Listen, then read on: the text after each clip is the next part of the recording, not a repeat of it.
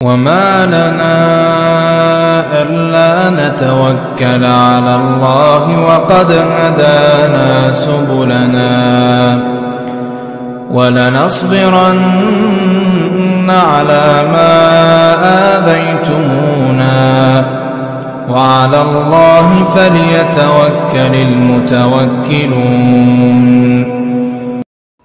Jadi inti yang hendak saya sampaikan pada kajian malam hari ini, demikianlah para ulama berproses. Nah, kalau antum mau tanya, kalau menurut antum gimana Ustaz? Ya sudah saya sampaikan. Menurut saya ini menyelisihi.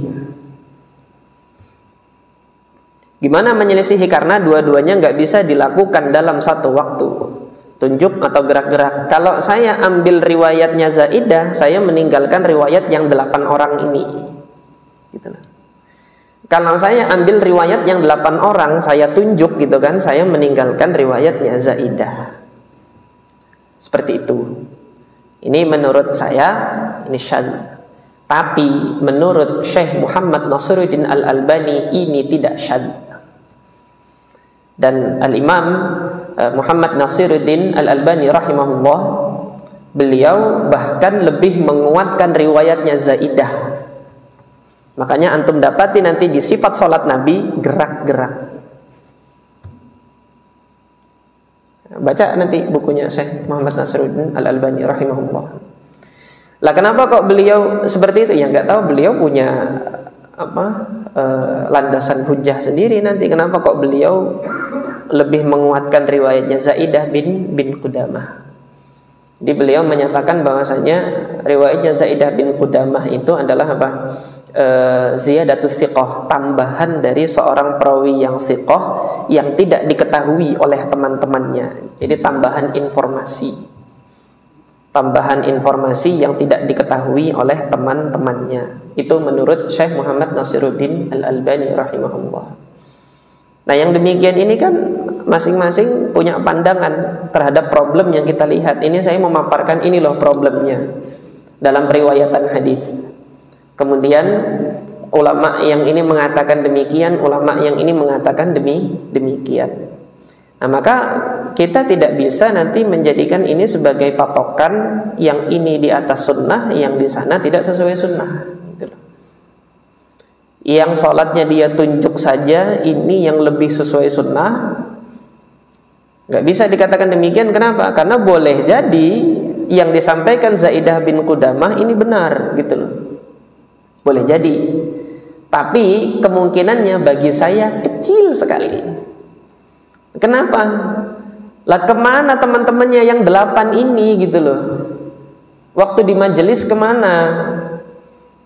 Masa ketika disampaikan di majelis tersebut 8 orang ini izin untuk buang air gitu kan, Zaidah sendirian di situ gitu kan, didapat pelajaran tambahan, kemudian yang lainnya nggak dikasih. Ini kecil kemungkinan bagi saya.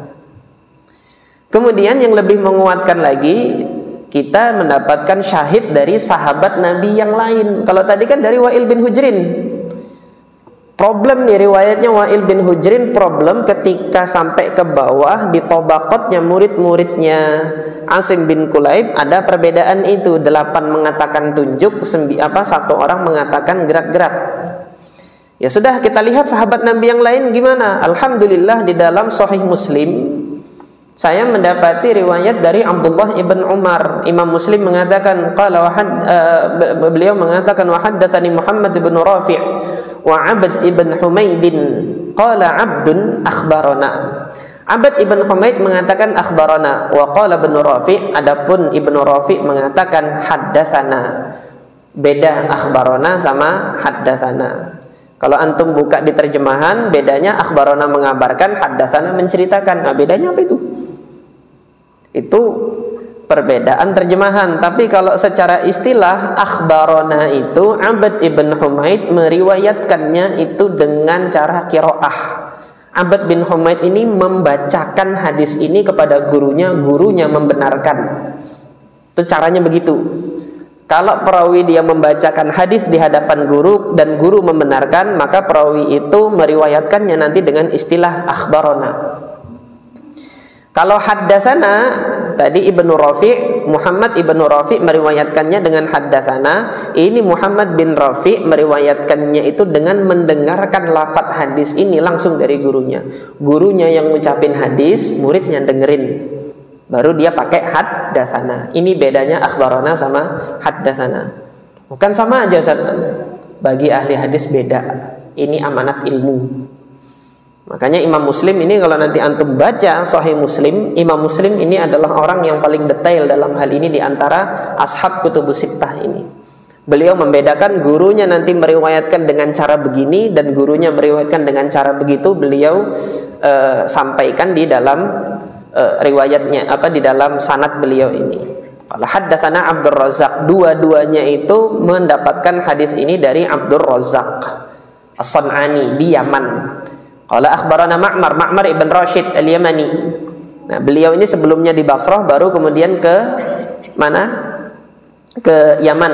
Ini mungkin sudah saya sampaikan sebelumnya. Ma'mar ibn Rashid ini dhabitnya dhabit kitab, catatan dia. Semua kitab-kitab hadisnya dibawa ke Yaman. Suatu ketika beliau kembali ke Basrah, ditahan sama orang Basrah, kasih hadis ke saya gitu. Buku saya di sana di Yaman. Akhirnya disampaikan berdasarkan hafalan. Oleh karena itu periwayatannya orang-orang Basrah nanti dari Ma'mar bin Rashid itu nanti ada catatan, karena beliau menyampaikannya tidak dengan kitabnya.